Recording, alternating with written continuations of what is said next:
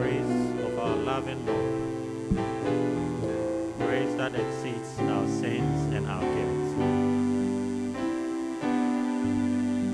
Marvelous grace of our loving Lord, grace that exceeds our sins and our guilt.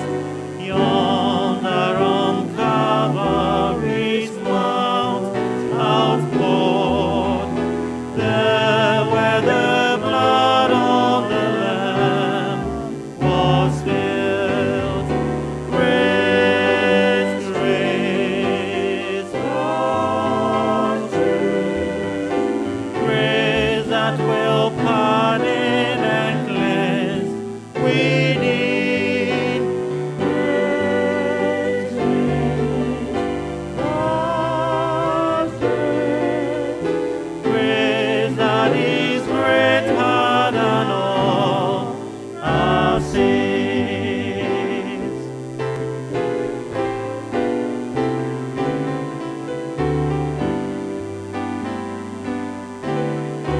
Sin and despair like the sea waves cold, threaten the soul with infinite loss.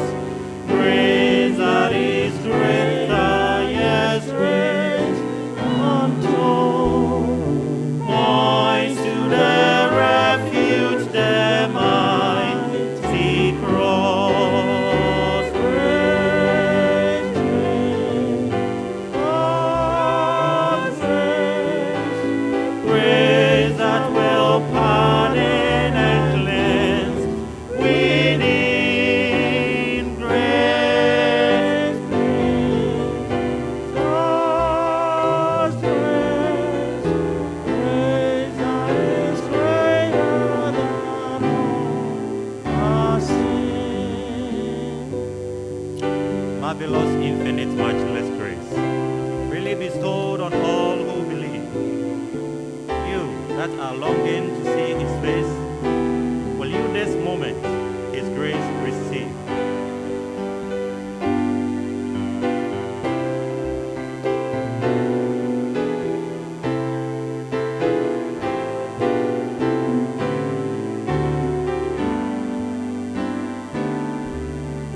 Marvelous, infinite, matchless grace, freely bestowed on all who believe.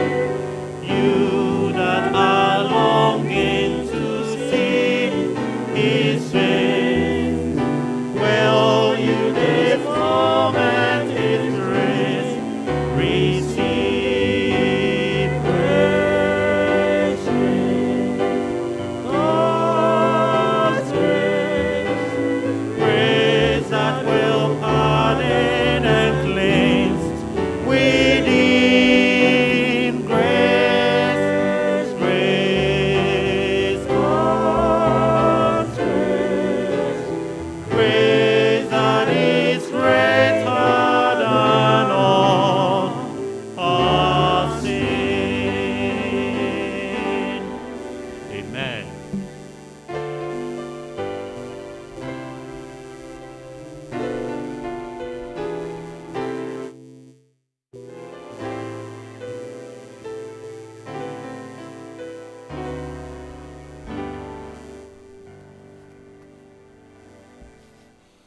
Happy Sabbath, church family.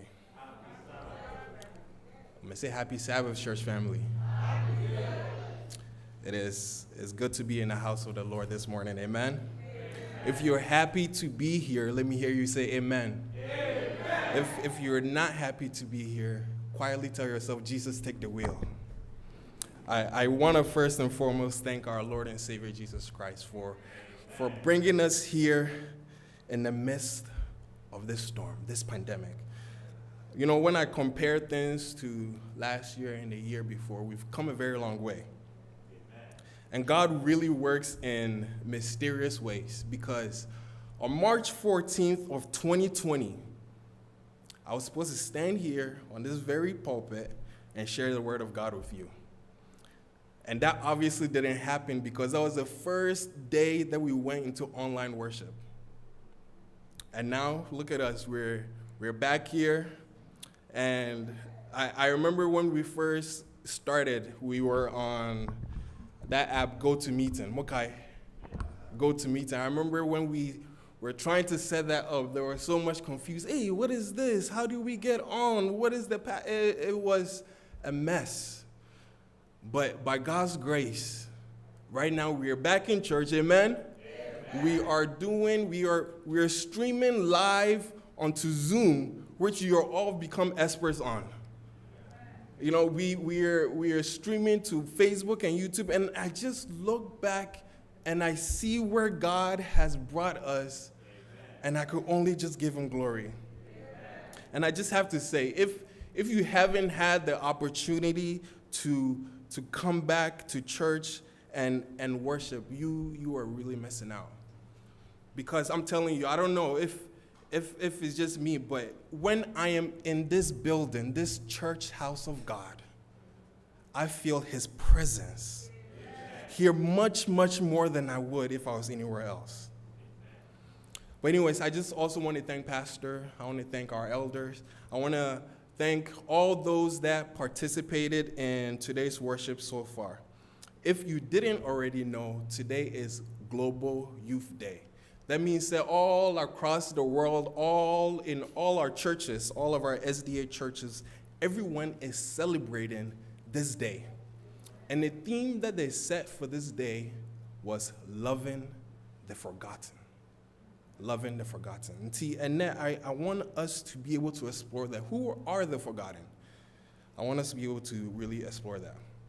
I've said this many times, but I really, really do enjoy spending time to look into the Word of God and prepare a sermon, because it also gives me an opportunity to really look and see what God has for me. And today, I don't know, but I think this message really goes for me.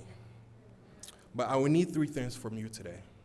1, please pray for me that the Lord speaks through me. Number 2, please pray for yourself that it's not me that you hear, but it's the Lord's voice that you hear. And once in a while, say amen so that I'm encouraged to keep going. Amen? So let's get right into the word. If you would take your Bibles, your iPhones, your iPad, your iWatches, your iMacs, and all other Android devices, or even if you want to look up on the screen as they project it. Thank you, Teresa, for reading that so perfectly for us. We'll be looking at the book of Acts. That is the book of Acts, chapter 20, verses 7 to 12.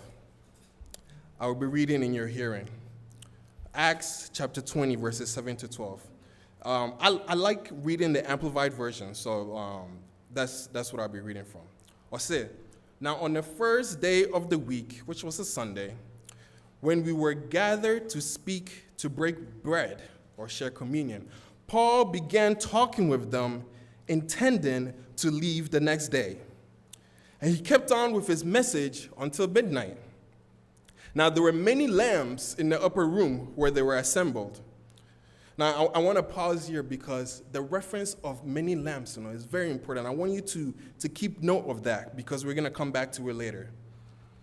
Verse 9, or say, there was a young man named Eutychus. Now, Eutychus, that name means lucky or fortunate. So there was some young man named Lucky who was sitting on the windowsill. He was sinking deep into sleep. And as Paul kept on talking longer and longer, he was completely overcome by sleep and fell down from the third story, and he was picked up dead. Now Paul went down and threw himself on the young man and embraced them and said to those standing around him, do not be troubled, because he is alive. Verse 11, it said, when Paul had gone back upstairs and had broken the bread and eaten, he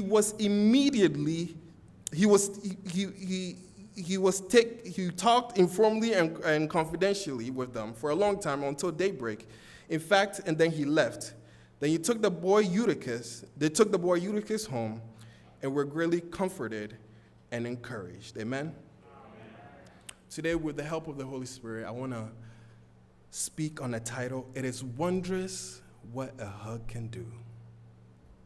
No, a hug can cheer you when you're sad. A hug can say, I love you, or I hate to see you go. A hug delights and warms and charms. It must be why God gave us arms. Hugs are great for fathers and mothers, sweet for sisters, and even for brothers. And chances are your favorite aunts love them more than some of their favorite intuma. Babies love them, children crave them, even pastor is not above them. A hug can break a language barrier and make the day seem more merrier. So no need to worry about how much you have, because the more you give, the more there are of them. So this morning, I want you to meditate on my words and be able to give someone a hug today.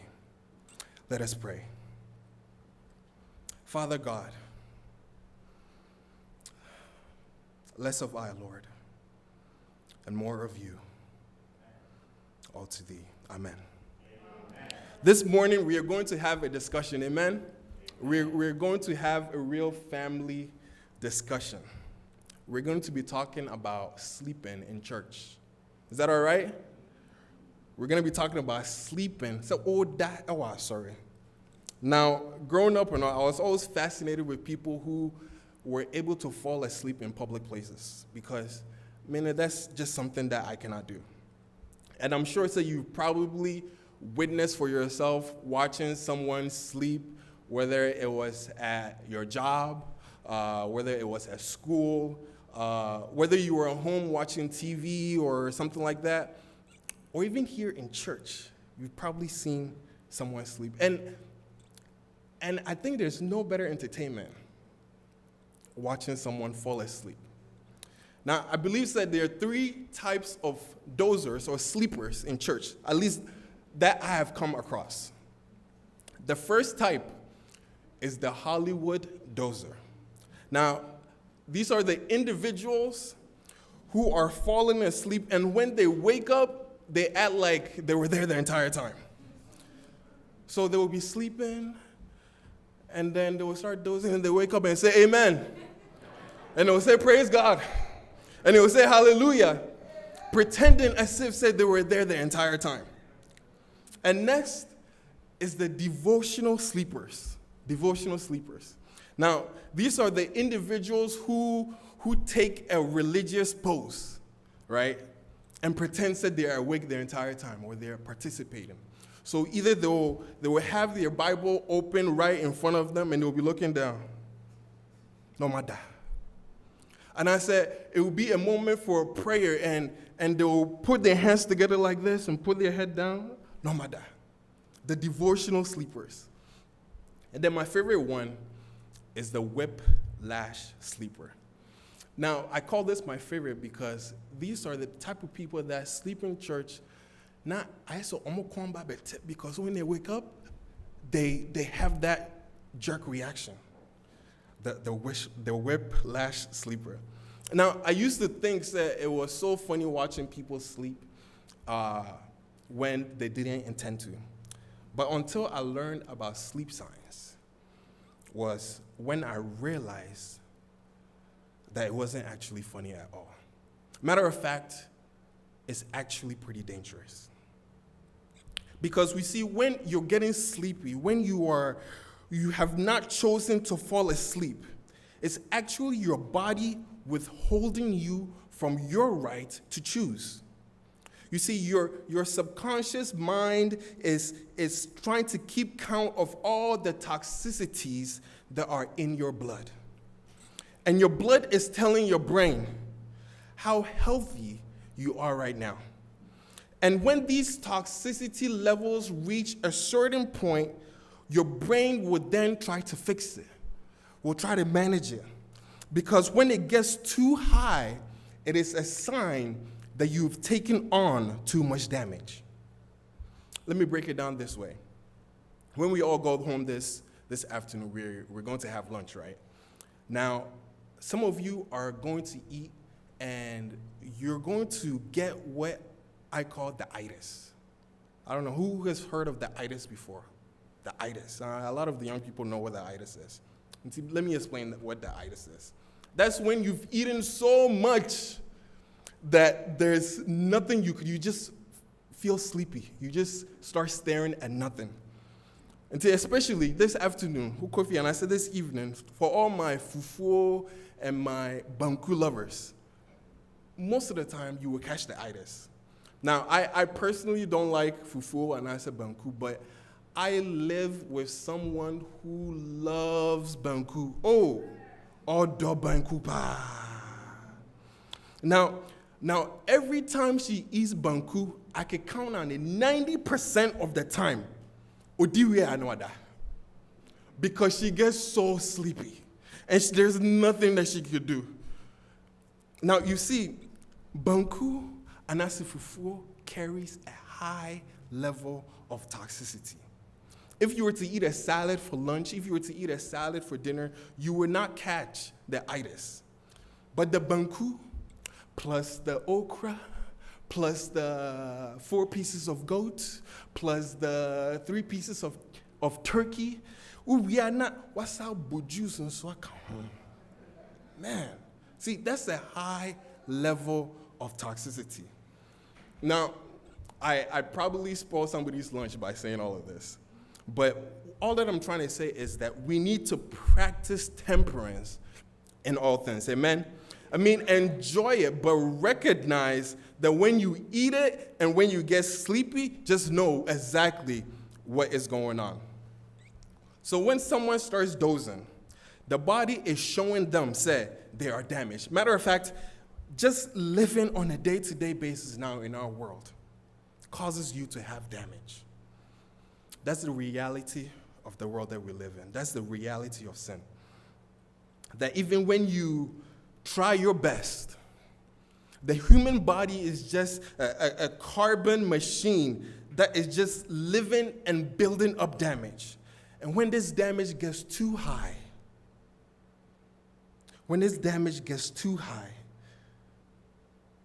the body says that I need to sleep. Because watch this, sleep is how the body is able to heal itself. So if you're here today, you're watching, or you're online watching, and you're getting a little bit sleepy, or even maybe a whole lot sleepy, it is your body that is trying to tell you, say, I got too much damage. And I need you to go to sleep. Because when you're awake, I just continue to build damage.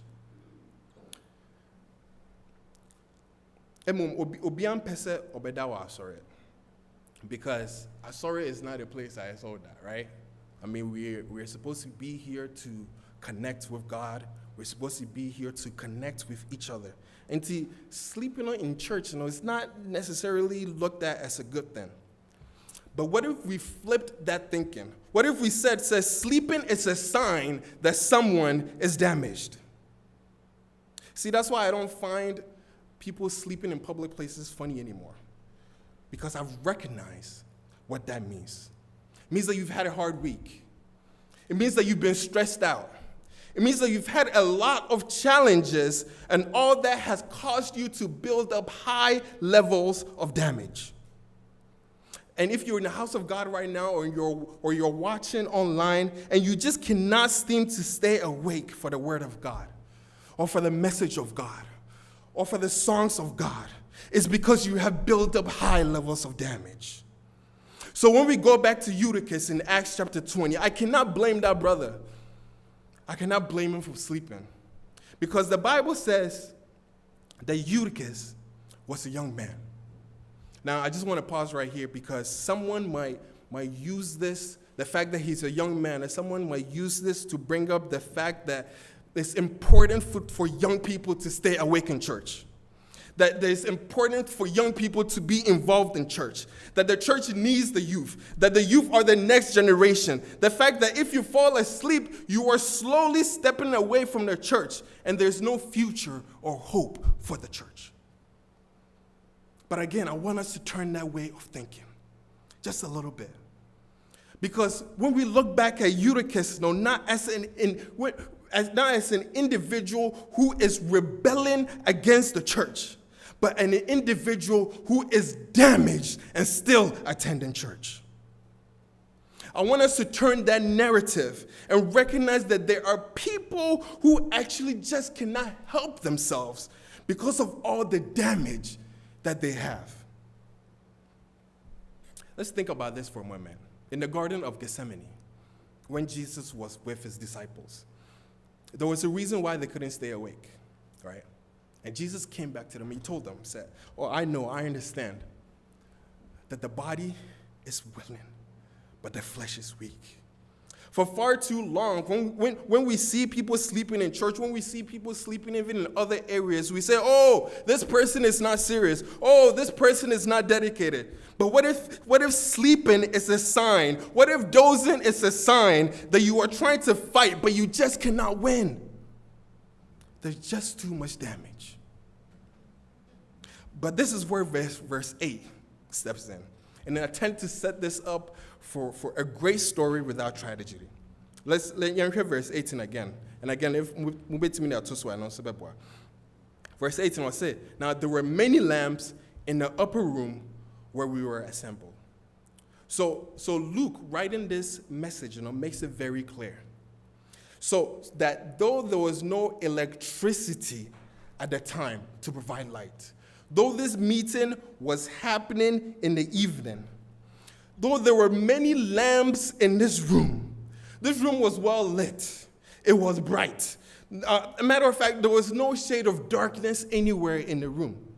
So it begs to ask the question, how did Eutychus fall asleep? And how did he fall? Now, you take a step back for a moment, because the reference of lamps, is very important here.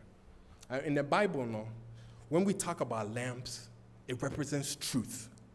Because light in the Bible, represents truth. So in this story, there's a gathering of believers. Their church is in session. There's a guest speaker. Matter of fact, there's a great guest speaker in Paul who has traveled far, far away. There was a whole lot of truth in the building that night. Yet no one recognizes a member who is struggling with damage. Nobody sees him. Nobody notices him. Nobody even looks his way. And there's no excuse, because there was so much truth in the church that somebody should have said, oh, wait. Let's help our brother. Oh, wait, our brother is in need. Oh, wait, we need to help this young man who is about to fall from the church and cannot help himself. Eutychus had no hope in beating this thing by himself. His only hope was that somebody in the church was willing to take time and notice his needs. A lot of us may feel great this morning that we are here in church, right? We feel great because we are attending church. No one said, we're even better off attending church than somebody who has no idea about church or is not attending. Because you see, attending church has become one of the key measures that we use to determine someone's spirituality. There are parents here who are probably happy just to know that their kids are here. Happy to know, say, mommy or daddy, I went to church today. Or just happy to see that their kid's name is on the Zoom line or something like that. Many people put in a great amount of effort to make sure that their family or their friends are attending church on Sabbath. Because we have been taught that coming to church shows health. That church shows that you are striving. That church shows that you are connected. That church shows that you are a believer. The attendance church shows that you care. But what if it's possible? What if it's possible to be here and be disconnected? What if it's possible to attend church but be moments away from the greatest fall you've ever had in your life? A fall that you cannot come back from. What if today you are watching online and you're falling asleep because you're taking on some major life damage? And what if today is the day that you need somebody to look at you in your eyes and say, wait a second, wait a minute, you don't look so good. Wait a second, do you need us to take you off of the praise team? Wait a second, do you just need a moment to go outside and talk? Wait a second, do you need us to just take you off from anything that we've asked you to do? To not ask you to pray, to not ask you to read the Bible, to not ask you to participate in church in some type of way. See, I believe there are a lot of individuals here who are getting by church because they're able to act the part. They're able to act healthy, smile healthy, pray healthy, sing healthy, read healthy, and even preach healthy. When all the while we are damaged and moments away from falling. And the church has no excuse, because there are many lights in this room. Jesus looks at you and I and says that we are the light of this world. But listen, if we're supposed to be people of truth, if we're supposed to be people of light, why are there so many people that are going among us unnoticed? If there are many lights in this room, if so many people here know the truth, if there are a lot of people here that can read the Bible, can teach the Sabbath school, can sing, can do so many things that bring others closer to God, why are there so many of us falling out of the church week to week, going unnoticed? And it takes pastor to tell you, said, oh, for a long time. I mean, the text even shows, said the service itself was a major distraction. Let me repeat that again. Or say, the service itself, the church, the circumstance of the weekly meeting, no. It says that they met on the first day of the week. So this wasn't just some random meeting that they have. This was a regular service that they went to. So for us to gather in this building every Sabbath, we meet on Zoom on Sundays, on Wednesdays, on Thursdays for Sabbath school, on Fridays, and we experience a whole lot of truth. But then people who are damaged never get the benefit from all that truth. The service is a major distraction. You see, this young man, Eutychus, he was in this upper room where there was a whole lot of candles. Now, I can imagine it said this room was quite cozy, quite warm, and quite the perfect environment for someone to fall asleep. But someone should have noticed Eutychus. But no one did, because their gathering wasn't there to make sure, say, every one of them was okay. They gathered there to have a service. So this morning, can we just admit to ourselves sometimes that when we come together like this, when we gather, it is just to have a service. But rarely do we connect with one another. Some of you can go on months and months and not even talk to another church member in this very building. We just came here to have a service. But nobody ever recognizes the damage that is among us. As a matter of fact, our Ghanaian culture even makes it more difficult for one to even admit said they have damage. Let me draw your attention to the book of Matthew chapter 25. In Matthew 25 and all, there were two different groups of individuals, two churches, two individuals that claim to be church. One side is saying, oh, we know you. The other side is also saying, we know you. But God looks at one side and says, depart from me, for I don't know you. There are two sides of church. One side does a good job playing church. For example, in Matthew 7:22, they said, oh, did we not cast demons in your name? Oh, did we not do miracles in your name? Oh, did we not do this and that in your name? But see, all these are functions of church. When we look back at Matthew 25, and again, it says that the people that are saved are those that saw that I was hungry and fed me. Saw that I was thirsty and gave me something to drink. Saw that I was naked and gave me something to wear. Saw that I was in prison and came to visit me. Saw that I was sick and guess what? Came and also visited me. Notice that there are two sides of church. And I love when Jesus talks about the judgment. He's often comparing church people with church people. But oftentimes, we try to interpret this as he is comparing church people with non-believers, non-churchgoers. But recognize this, at the end of time, God is going to look at our church, and he's going to draw a line right in the middle.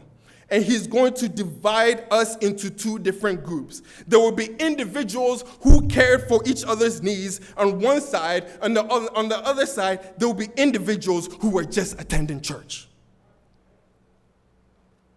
See, the other great distraction in the story of Eutychus was that there was a guest speaker at the time, in Paul, who was going to be leaving soon. Now, the people had to make sure that they gave him all the attention, right? Because it's Paul. Oh, we need to give our attention to Paul, because he's about to say great things. He's about to bring the word. Matter of fact, he's even about to heal people. See, they were all focused on him, focused on giving him attention. That's why they were all there. They were gathered to experience church. And everybody seems to forget about a young man who is disconnected because of damage. So let's see what happens in verse 9. Acts chapter 20, verse 9 will say, Eutychus was completely overcome by sleep, and he fell down from the third story, and he was picked up dead. Now, when I read this, I wondered how long did it take for the church to notice that he was gone? And to think that this young man was fallen, and he probably had that gravity feeling. You know, when you're like fallen, you have that feeling in your stomach. It feels like everything is just coming up. And maybe, just maybe, for a split second, this young man woke up just before he hit the ground, just before he fell to his death. I can only imagine in that very moment how desperate he must have felt. And I wonder how long it took the church to recognize that Eutychus was gone. How long will it take on this Global Youth Day for you to look in the eyes of somebody that you talk with, somebody that you greet, somebody that you speak to, and say how and see if they have fallen? How long would it take? I look at this story as a metaphor for our spirituality. That what we see on the outside is oftentimes what is going on the inside. That many of us are gathering here every week. We go online every week. That's all that we're doing, just gathering every week, just gathering, just gathering. We come on Zoom, we just gather. We come here, we're just gathering. But nothing is happening on the inside. We're like dead people walking. There's no life. No renewal. no rejuvenation. There is no thanksgiving. And yes, we may even respond and say amen, but that's just because we like what we're hearing. It doesn't mean that we have that experience. So again, I ask, why are there so many people leaving the church? And sometimes when we ask that question now, the response that we would get is, oh, it's the pastor's fault. He's not delivering a fitting message.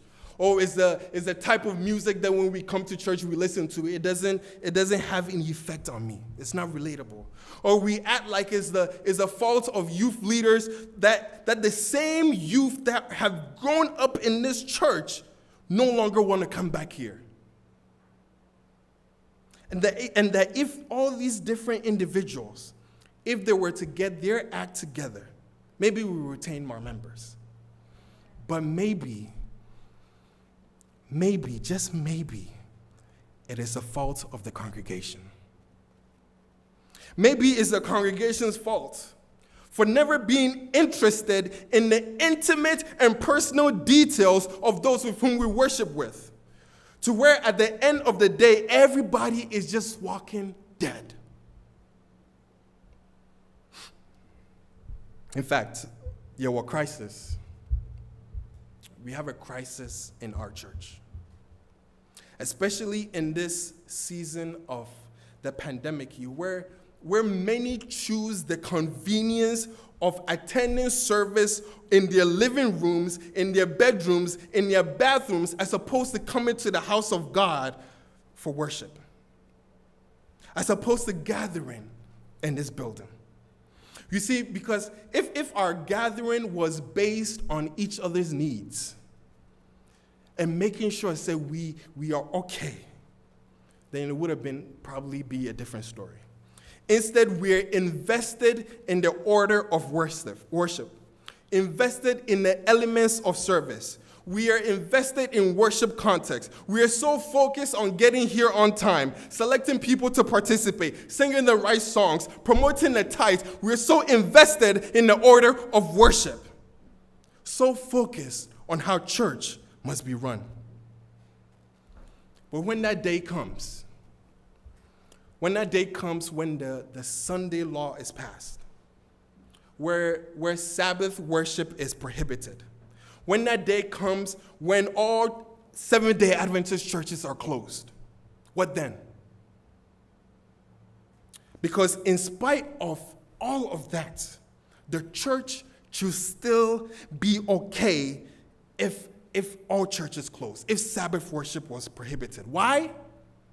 Because nobody is stopping me from coming to your home and checking if you are okay. But because we're so dependent on this building, because we're so dependent on the lighting, so dependent on the sound, because of our ability and our dependence on getting on Zoom, it has taken from us, it has taken our ability to really see the state of the church. I mean, just imagine 2 years ago when the pandemic started, and we were forced to close this building, right? And just imagine if we couldn't be online. We couldn't meet online at all. We couldn't have any type of worship. What then? How long would it take for you to pick up your phone and check in on a fellow church member? At that time is when we will really see how dead we really are. When we see that there is no power, when we see that there is no transformation, when we see that there is actually no truth. Jesus said in John chapter 8, verses 32, said, "You will know the truth, and the truth shall set you free." So if there's no freedom in our environment, I really question if we have truth. And maybe, just maybe, we should all be seeking the truth that Christ experienced when he was on this planet. That is, the experience was less about doctrines, it was less about rules, it was that needed to be memorized. It was more about God expressing the requirement of intimacy, the requirement of relationship, the requirement of compassion, and maybe that's truth. Maybe that will lead us to better understanding the rules. Maybe that will lead us to better applying the principles and really apply better God's will for this church. If there's one thing that the Pharisees, they didn't like about Jesus, it was that he spent too much time upholding the law. He didn't spend too much time upholding the law, but instead spent much of his time with damaged people. I want to close with this. When we look at Acts 20, verses 10, I think after everything that I've said so far, we may wonder, okay, what is church really supposed to look like? Well, before the story ends, we are revealed exactly what church is supposed to look like. So in Acts chapter 20, verses 10, it reads, "But Paul went down and threw himself on him and embraced them, and said to those around him, 'Do not be troubled, because he is alive.'" Amen? Now, I hope you noticed, but this is one of the very few times in the Bible that someone has been raised from the dead without a prayer, without a word. So immediately this lets me know that there is some type of power being expressed that doesn't require prayer. There wasn't any sound that was being made that could be heard by anyone. There wasn't anything that it could be heard by or seen that Paul prayed for this young man. If there was prayer, it only happened right here. I also look at this text and I see it said there was no word or command. There was no authority. Nothing like, "Oh, sorry, in Jesus' name I command you to get up." There was no command, nothing like that. Matter of fact, Paul just does 3 things. He gets down on Eutychus' level. He gets down on this young man's level. And the Bible said he threw himself on the young man. And notice that this is one of the most intimate things, intimate postures 2 human beings can share at this time. Laying on each other. Paul became so vulnerable. His sermon got interrupted. All worship stopped. All praise stopped. All preaching stopped because there was one person that needed help. And the Bible says the preacher goes downstairs and throws himself on the young man. He throws himself on him. He throws himself on Eutychus. A level of intimacy that maybe this we've probably never even seen in Paul and anybody. And notice when Paul lays on him, the Bible says he puts his arms around him. Do you see that? He puts his arms around him. And what does this represent? It represents a hug. He throws himself on the young man and he gives him a hug. I believe that there are people here that are trying to figure things out. What is the next step in my life? What is the next step in winning back someone I love? What is the next step in forming back a relationship with a friend or a family member who I used to be close with? What is the next step in me feeling again?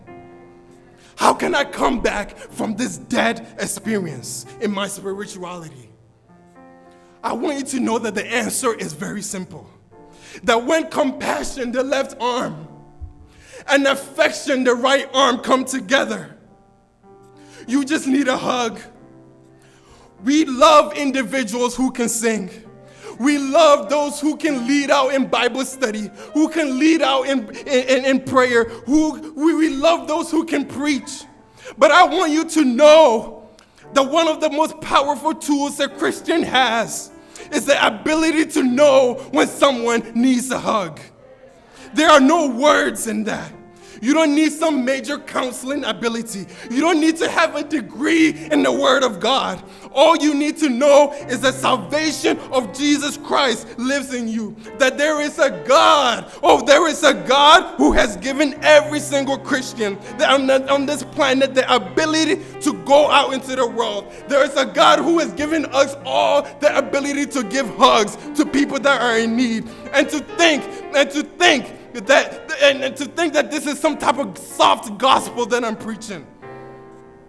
A gospel without power. The Bible says in the moment of hugging, Eutychus comes back to life. Now, this is really crazy to me. Because I was looking at this story. And I'm like, wait a second, wait, just pause. Wait a minute. Because Eutychus, it's not like he just needed to breathe again. Because based on the science and gravity of his fall, he most likely landed on his upper neck area, which would have broken his spine. It would have given him some major head injury. He would have died basically on impact. Eutychus needed way more than a heartbeat. He needed way more than breath. He needed many things to be put back together that many would say is impossible. But through one hug, through one act of compassion, one act of affection, he lived again. You see, when Paul goes downstairs, when he sees Eutychus didn't need a Bible study at that time. It wouldn't do him any good. He didn't need pathfinders. It was useless. He didn't need Sabbath school. It wouldn't have helped him. Eutychus didn't need to know what the 28 fundamental beliefs are. That wouldn't have worked. He didn't need a bigger church building. He didn't need a more relevant ministry. He didn't need someone to sing a song to him. He didn't need an engaging pastor. What did Eutychus need? Eutychus needed life. That's the only thing that he needed. And if the church was willing to understand that the fact that that same power that rose Jesus from the dead is the same power that wants to live in us. It's not just for us, but it's for damaged people. Damaged people that we'll meet. It's for times where there will be no words. It's for times where we do usually does not work. It's for times when all we can do is give a hug that will bring new life. So this is my appeal. I'm going to ask some of you to be very bold today. The theme of this Global Youth Day is loving the forgotten. Loving the forgotten. And a lot of times, we think that people that are forgotten are those that are not here with us. And that's true. But today, I want you to recognize that there are many people in our midst who are forgotten. There are individuals here who can relate to Eutychus. You arrived at church today, you are watching online, and you're just willing to admit to yourself, saying, I'm getting sleepy, y'all. I'm about to fall. If that's you, I want you to stand up. If you're willing to admit that on this day that you're getting sleepy, I want you to stand up in this very moment. Because you're willing to admit, saying, things are tough. I don't know how I'm going to come out of this. If you're standing, you're saying, I'm sleepy. You're saying, I'm about to fall out of this thing.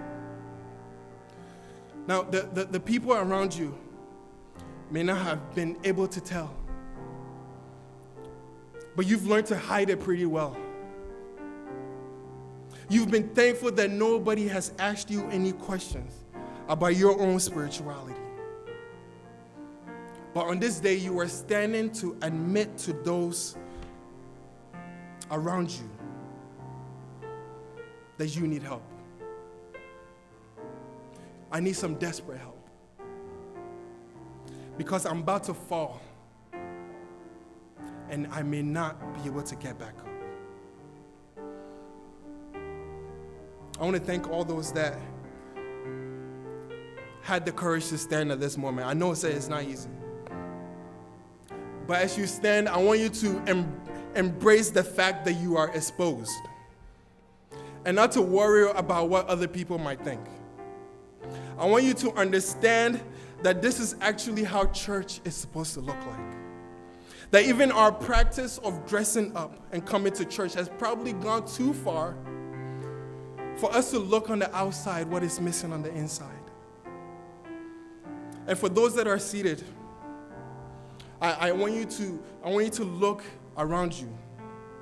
I want you to recognize that those people that are standing, they're not needing for you to pull them aside after church and ask them all the stuff that is going on. They don't need all that.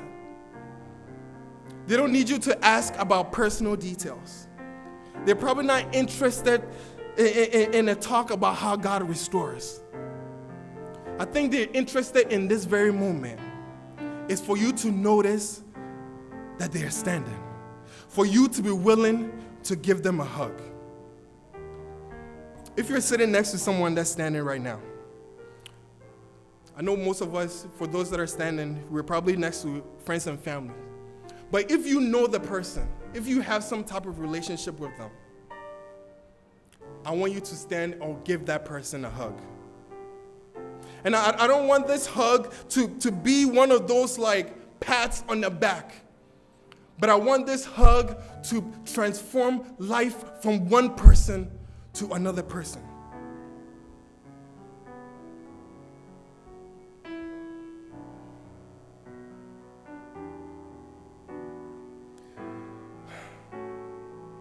We're in a crisis, y'all. And we need God more than ever. Because church is supposed to be about us being connected with one another. To be connected to the body of Christ. It's about taking serious the call to hold my brother's hand, to hold my sister's hand, and make sure that we all are getting to heaven together. At this moment, can we all just stand? Can we all just stand and pray?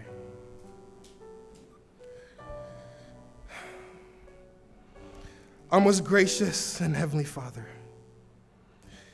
King of the universe, Lord of lords, I thank you, God, that you have allowed us to receive this word, to start building different churches, living churches, happy churches, compassionate churches, affectionate churches, friendly churches, and forgiving churches. That with the experience and the expression of affection and compassion in a hug, we can share the love of Christ to others that cannot be done through words. I pray that you give this to us, oh God. That you give us true connectedness. That those who have fallen, those that are forgotten, those that are damaged, that you will give us the ability to give them a hug and watch them receive new life. This we ask in the mighty name of Jesus Christ. Amen.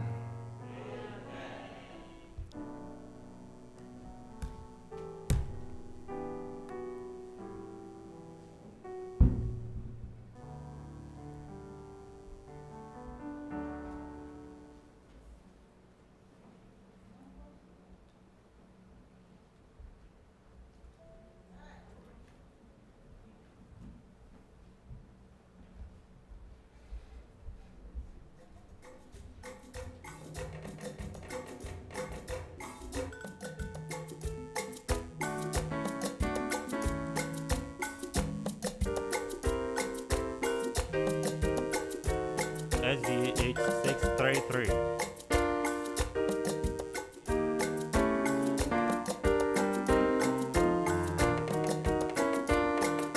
Sing the wondrous love of Jesus, sing his mercy and his grace. In the mansions bright and blessed, you prepare for us a place. When we all get to heaven, what a day of rejoicing that will be.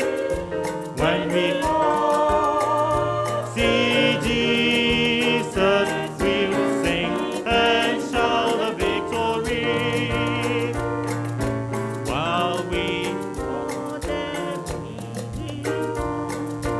While well over spread the sky, but when troubling days are over, not a shadow, not a sign.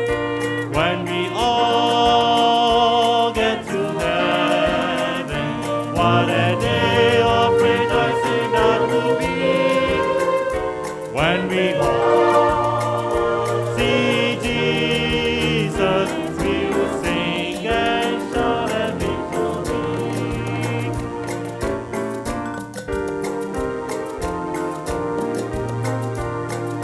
Let us then be true and faithful, trusting, serving every day. That's one glimpse of living glory, will the clouds of life repay. When we all get to heaven, what a day of rejoicing that will be. When we all see Jesus, we will sing and shout a victory. Onward to the prize before us. Soon his beauty will behold. Soon the pearly gates will open. We shall tread the streets of gold.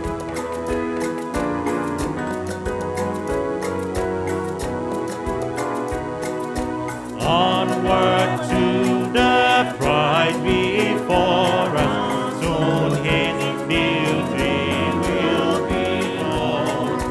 Soon the pearly gates will open. We shall tread the streets of gold. When we all get to heaven, what a day of rejoicing that will be. When we all see Jesus, we will sing and shout victory. Amen.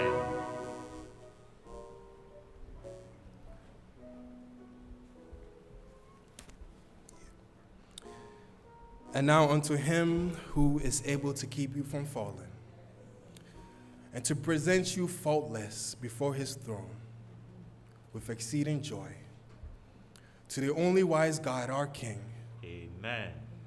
be glory and majesty, dominion and power, Amen. now and forevermore. Amen. Amen.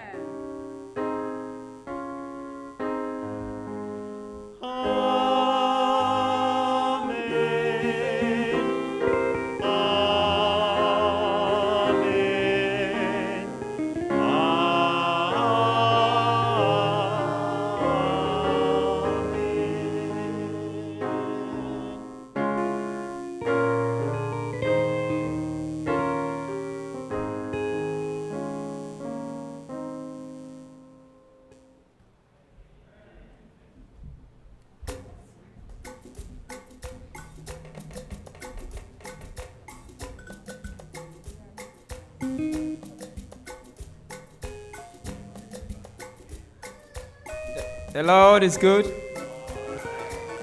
all the time.